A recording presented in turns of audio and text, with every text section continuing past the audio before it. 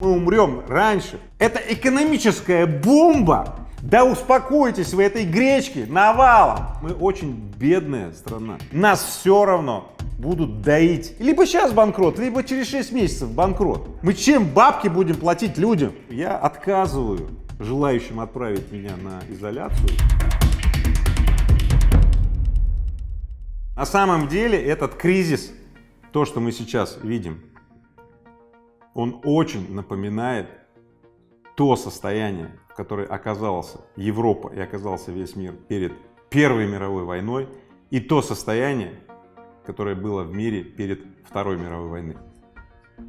Поэтому я конкретно не знаю, но мне не хочется так думать, но черт побери, это все очень похоже, что это всерьез и надолго. Закрытие границ, которые мы сейчас видим, отсутствие возможности перемещаться по миру, остановка многих производств и так далее, очень похоже на осадное положение. Каждый день поступают новые сведения о закрытии еще одной страны, еще одной границы, о закрытии еще одного завода, о прерывании еще одной цепочки добавленной стоимости. К чему это приведет? Игорь, вы сравнили этот кризис с войной, но после каждой войны происходит переустройство мира. Какое переустройство мира произойдет после текущего кризиса? Это правда. Во многих торговых портах мира фиксируется 10-20% падения товарооборота. Все симптомы того, что начинается закрытие национальных экономик. Китай уже отсоединился от мира. Китай выдворил за периметр Китая всех иностранных специалистов. Китай выкупил акции у международных инвесторов в значительном виде по сниженной цене. Дезинтеграция в мире идет. То есть, знаете, глобализация, открытый мир и так далее. Никакого открытого мира больше не будет. Китай уже отсоединился. Все, что сейчас происходит в других странах, они тоже отсоединяются.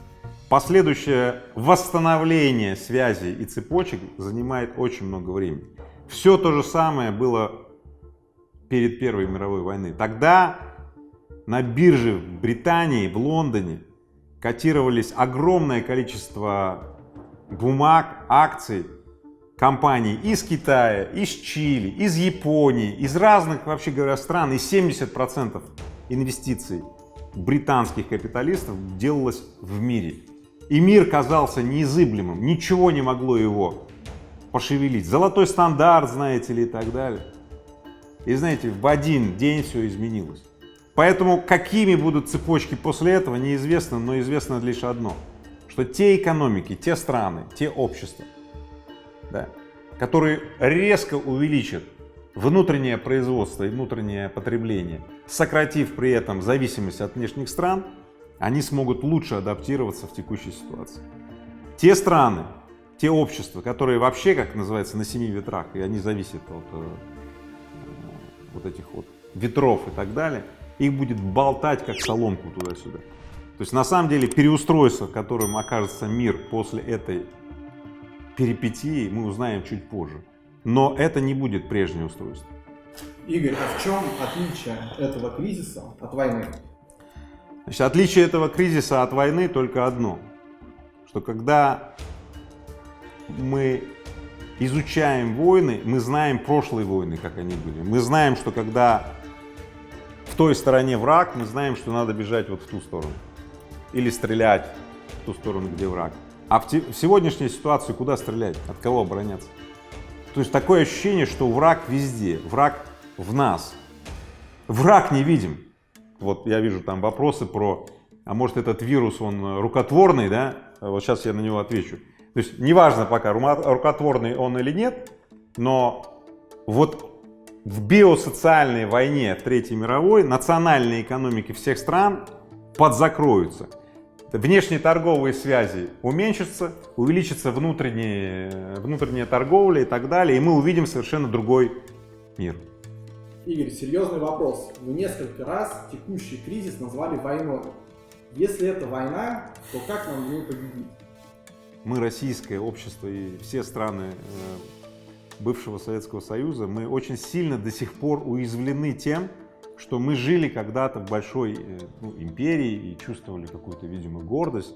Вот чувство памяти это не дает нам пойти дальше. Мы как бы живем с этим обозом, ну, с этим чуланом, и это большие кандалы. Чтобы стать сильнее, надо отпустить это и признать следующее, что мы очень бедная страна. Мы очень бедная страна, и поэтому благосостояние людей в нашей стране низкое. Поэтому мы не можем иметь адекватную и достаточную по развитости здравоохранение, инфраструктуру, дороги, мосты и так далее. Да много чего мы не можем иметь. Мы не можем это иметь. И поэтому наша победа — это внутреннее состояние и назначение себя, что, ребята, ну, может быть, пора отключить это, ну, вот это, чулан за собой носить. Империя там, большая страна, великая страна. Слушайте, может, пора приняться за работу, может, пора признать, что бизнес и предпринимательство в нашей стране недостаточно активировано, что предприниматели, деятельные люди, предприимчивых людей недостаточно по количеству. Нам нужно, россиянам и каждому, на самом деле, говорю, жителю других стран, все лишь одно. Слушайте, перестать обращать внимание на других, на стоимость нефти в мире, на стоимость курс доллара и так далее. Слушайте, а благоустраивать собственную страну, собственную экономику, собственное образование. И верить в себя больше, в 10 раз больше, чем мы сейчас верить. И тогда сколько стоит нефть на мировых рынках или сколько стоит там обменный курс доллара, не будет нас волновать. Почему? Да потому что в Советском Союзе, например, никого не волновало, сколько обменный курс рубля и доллара, например. Не волновало. Мне не нравится пример Советского Союза, вот с точки зрения жизни и процветания, много историй про это слышал. Но как минимум людей в Советском Союзе не особо волновало курс нефти на мировых рынках, доллара и так далее. И это круто. Как задействовать то, что сейчас мы не задействуем? Для этого я проведу специальный семинар, вебинар. Здесь в описании, значит, этого прямого эфира будет вебинар X10 Academy. То есть я преподаватель X10 Academy. Я провожу специальный бесплатный вебинар, чтобы каждый из вас мог прикоснуться к конкретным, прикладным, практическим знаниям, как задействовать дух, который в нас в каждом есть. Мы просто забыли, что в нас есть то, чего мы недоиспользуем. После этого вебинара вы вспомните, поэтому приходите все на вебинар. Ссылку смотри в описании. Федеральная резервная служба сделала дополнительную миссию, и подписчики как раз спрашивают много об этом. Как Америка будет вливать деньги в экономику? Да, Федеральная резервная система, американская Федеральная резервная система, Федрезерв, 2 триллиона долларов имитировала и раздает сейчас корпорациям Америки. Просто вот так вот в один день напечатала и раздает. Как вы думаете, где эти 2 триллиона окажутся? Ну, конечно, они окажутся в руках больших корпораций, которые на них скупят резко подешевевшие активы. Но помимо 2 триллионов, друзья мои, значит, есть еще 4 триллиона. 4 триллиона программа скупки ипотечных бумаг. То есть, ребята, в 3 раза больше. Не 2 триллиона, 6 триллионов. 6 триллионов, смотрите. Вы можете себе представить, сколько 6? Экономика России всего 2 триллиона. 2 триллиона, а там 6 триллионов. Вы понимаете? То есть Россию за эти 6 триллионов можно скупить 3 раза. Слушайте, что бы мы ни делали, как бы мы ни пырхались, нас все равно будут доить и грабить. Пока мы не построим свою матрицу. Чтобы построить свою матрицу, нужно иметь свою сильную национальную экономику, которая имеет внешние связи не более чем 15-20%. Лучше 10, даже 12%. Поэтому призывание экономистов мира, что надо быть более открытыми и делать мировой аутсорсинг, и процессоры делать где-то, а тут не делать, на самом деле именно это деиндустриализация, которую провели многие страны в ближайшие 30 лет, она приводит к тому, что кризис в этих странах развивается по фактически неуправляемому сценарию. Выжить нам дадут в этой матрице, которую сейчас Америка устраивает, процветать никогда. Только своя сильная индустриальная, техническая, технологическая экономика. Ожидать ли дефицит и рост цен на продукты?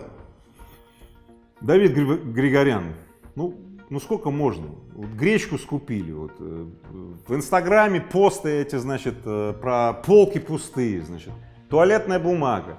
Слушайте, ну об этом можно только поржать. Если вы хотите об этом еще дальше постебаться, ну, то есть, ну окей, делайте какие-то прикольные ролики там, значит, песни пойте, ну чисто, ну, есть такое историческое событие и так далее. Но, смотрите, еды в мире навалом. Если каждый, понимаете, каждый горожанин выкупает 10-дневную норму продуктов в моменте, вы понимаете, сколько надо грузовиков, чтобы заехали и завезли эту всю гречку? Да успокойтесь вы этой гречки навалом. Паника. Со мной то же самое. Слушайте, вчера вечером, я вам ей-богу клянусь, я ехал домой с полным ощущением, что я, блядь, заболел. Вот ей-богу клянусь, я думаю, о, бля, я приехал домой и сказал Кате, своей супруге, говорю, я что-то приболел, вот я думал, о, блин, наверное, я сегодня не выйду на эфир, и думаю, придется все отменять и так далее. Я не заболел. Просто мне хреново было вчера, потому что я заколебался объяснять одно и то же людям, которые просто достали меня своей паникой. Слушайте, ну они окружают меня, и мой мозг, ну, тоже к ним присоединен. Я не могу игнорировать других людей, понимаете? Я какое-то время могу их не замечать, но потом, ну все, мне тоже башню срывает. Поэтому, друзья мои, давайте помогать друг другу, не поддаваться панике. Друзья мои, от паники умирает гораздо больше людей, чем от бактерий и от вирусов. Сколько месяцев осталось России до дефолта, если власть не врубит мозги и еще сегодня не начнет поддерживать бизнес? Те меры, которые я сейчас вижу, те объявленные меры, вчерашний разговор Владимира Владимировича с предпринимателем, который я видел, плач, ну буквально плач, кто смотрел этот разговор госпожи Татуловой, очень уважаемой мной женщины с президентом, когда она чуть не плача говорила: уважаемый господин президент, помощь, которую вы обещаете, мы можем не дождаться ее, мы умрем раньше. На что президент говорит: наверное, вы хотите слышать от нас слова поддержки. Татулова продолжает: мы хотим поддержку сейчас, мы не хотим слова. Президент говорит: мы подумаем об этом, разговор будет непростой.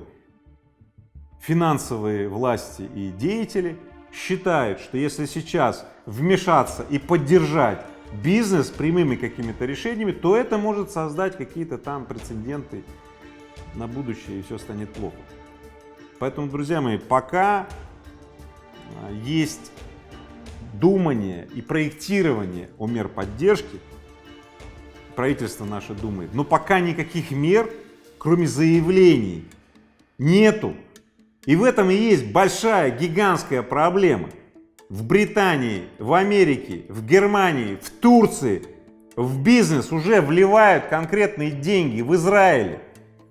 Конкретные деньги малым и средним предприятиям выдается для того, чтобы они сохраняли рабочие места, а не банкротились. А меры поддержки, которые в России, это следующее: беспроцентные кредиты на 6 месяцев. Смотрите, беспроцентный кредит на 6 месяцев на выплату зарплаты. Если ты предприниматель и смотришь меня, ты же понимаешь, что если ты возьмешь этот кредит на 6 месяцев, даже беспроцентный, на выплату зарплаты, без понимания, а что будет после 6 месяцев, то ты либо сейчас банкрот, либо через 6 месяцев банкрот. Много вопросов про вашу компанию. Расскажите, что вы делаете, чтобы минимизировать риски для своей компании и для своих сотрудников? Очень важный вопрос. Ежедневно 2-3 совещания по Zoom, по дистанционным средствам доступа я посвящаю тому, чтобы, первое, убедиться, что программа антикризисных или, как я их называю, военных мер разработана в каждой компании, к которой я имею отношение. Раз. Второе. убедиться, что апдейт, то есть обновление этих программ осуществляется по мере того, как поступает новая информация. Сложно сейчас из-за объема мер и мероприятий перечислить все меры антикризисного реагирования. Но я вам скажу самый главный из этих всех мер — это всеми силами пытаться сохранить экономические цепочки, не дать им порушиться, сохранить рабочие места, способность производить качественный, востребованный продукт в мире, находить новые рынки, если старые рынки закрылись и так далее. То есть держать экономические цепочки и ни в коем случае не снизить размер прибавочного продукта, выручку моих компаний. Для того, чтобы экономика России, ну, во всяком случае по компаниям, к которым я имею отношение, не просела из-за этого. Игорь, вы знаете, вот некоторые компании ушли на удаленку, но не полностью. Да. Например, рестораны, они закрыли свои заведения, но доставку все же осуществляют. Курьеры ездят по городу и передают еду. Как вы относитесь вообще к таким решениям? Да херня все это. Ну, знаешь, компания, которая, значит, мы на удаленке, мы выполнили предписание. Ну окей, я еще раз сказал. Я за то, чтобы выполнять все предписания. Они выполнили предписание. Но у этой компании 80% персонала, например, не в офисах, а на производстве. Все производства работают. Как она может выполнить предписание про удаленку? Да никак, потому что производственное предприятие, промышленное оборудование, операторы, помощники, слесари, ремонтники, все должны быть около линии. Они могут закрыть производство на неделю. Да, ребята, ну что значит закрыть? Ну какой закрыть производство? Вы завтра вообще хотите обвал экономики, что ли? Ну чё вы ерунду говорите? Это все популизм, причем дешевый, блядь, популизм. Вот просто у меня слов нет. Ну какое закрытие экономики? Вы что, серьезно хотите закрыть экономику, закрыть заводы, закрыть рабочие места? Мы чем бабки будем платить людям? Целая неделя нерабочая — это экономическая бомба, которая стоить будет нам 1% ВВП. И никакие антикризисные меры не смогут нам повысить это, потому что производство добавленной стоимости, если мы его не сделали, значит мы обнищали, ребят. Будь она проклята, это праздничная новогодняя неделя, когда, блядь, страна не работает. Зачем это надо, что целую неделю на Новый год мы не работаем? И теперь мы уходим еще на одну неделю и еще не работаем. Хорошо. Да справимся мы, конечно. Справимся. Но я бы хотел, чтобы мы нашли способ, как экономику нашей страны все-таки удвоить. Не на 2% уменьшить, умножить, знаете, там, а удвоить. Вот над чем я думаю. Как вы проведете следующую неделю карантина и что посоветуете всем нам? Как я проведу следующую неделю карантина? Да не будет у меня никакого карантина. Я на службе, все предприятия, 65 компаний. Я не могу их оставить, поэтому я буду работать. Я не могу делать свои процессы рабочие дистанционно. И, конечно, что-то я буду делать дистанционно, что-то нет. Поэтому я отказываю желающим отправить меня на изоляцию в возможности это сделать. Есть, наверное, способ отправить меня в изоляцию, только один. Сами знаете какой. Я бы не хотел с этим столкнуться, потому что тогда я констатирую, что Третья мировая биосоциальная война все-таки началась.